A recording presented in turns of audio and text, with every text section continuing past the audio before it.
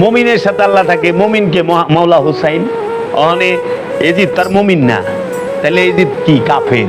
এজিদ কি? কাফের। কাফের কাফের কাফের, এজিদ খারা কাফের।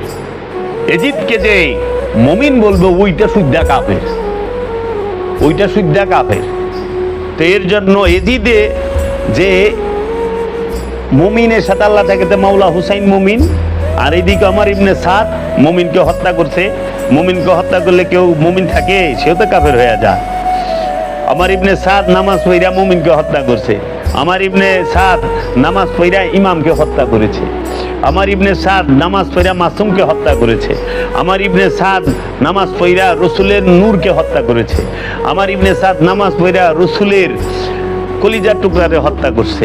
আমার ইবনে সাদ নামাজ পড়া রসুলের আওলাদকে হত্যা করছে, রসুলের বংশকে হত্যা করছে, রসুলের প্রেমিকদের হত্যা করছে।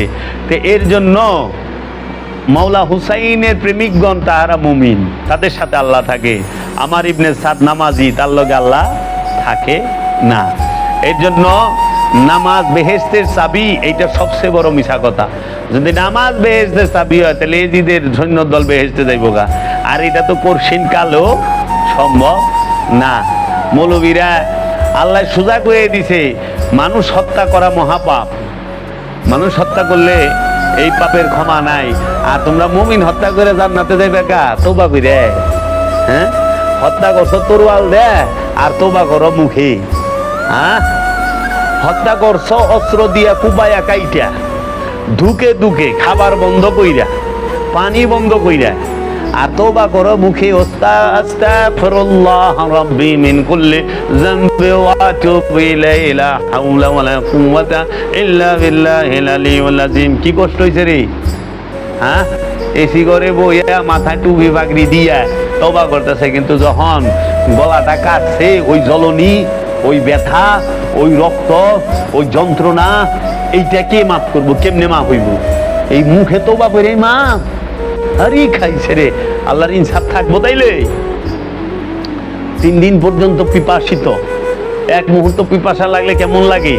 এই 3 দিন পিপাসায় রাইখে তোমরা, হ্যাঁ, নবজাতক শিশু, 6 মাসের শিশু, তারে শহীদ কইরা তোমরা ঘরের ভিতরে তওবা কইরেই মাপ পায় যাইবা, নামাজ পড়েই মাপ পায় যাইবে এর ভিতরে? এত সস্তা কখনোই না।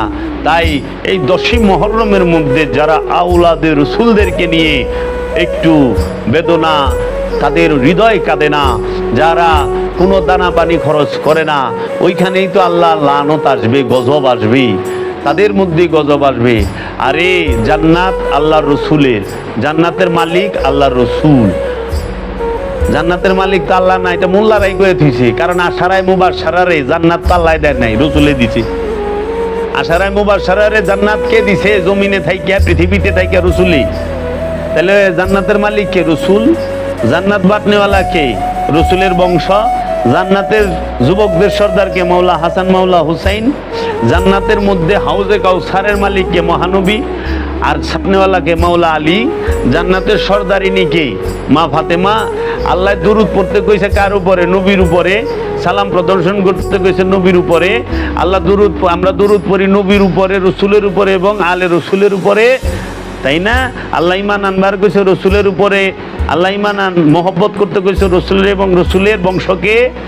আল্লাহ তো এজিদ আর মুয়াবিয়ার বংশের উপরে দুরূদ পড়বা কেন কইছে? তাহলে যারা মুয়াবিয়ার এজিদের লেগে এত পুরে, তারা কি দুরূদ পড়বো মুয়াবিয়ার ইয়ের উপরে? হ্যাঁ, দুরূদটাই এইরকম, কি দুরুদে মুবিয়া, এটার নাম দুরুদে মুবিয়া, দুরুদে এজিদ, দুরুদে মুবিয়া এজিদ। আল্লাহুম্মা, হ্যাঁ, সাল্লি আলা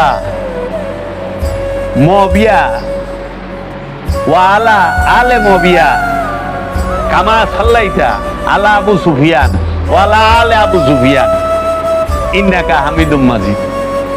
হ্যাঁ গো, দুরুদ হয়ে যাবে এইটা। মুবিয়ার আলে মুবিয়ার উপরে দুরুদ, তো তোরা ওই দুরুদ পড়িস?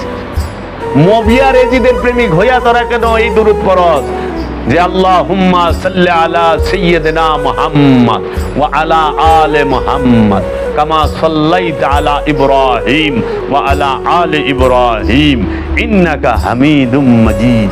এটা হলো রাসূল প্রেমিকদের দরুদ।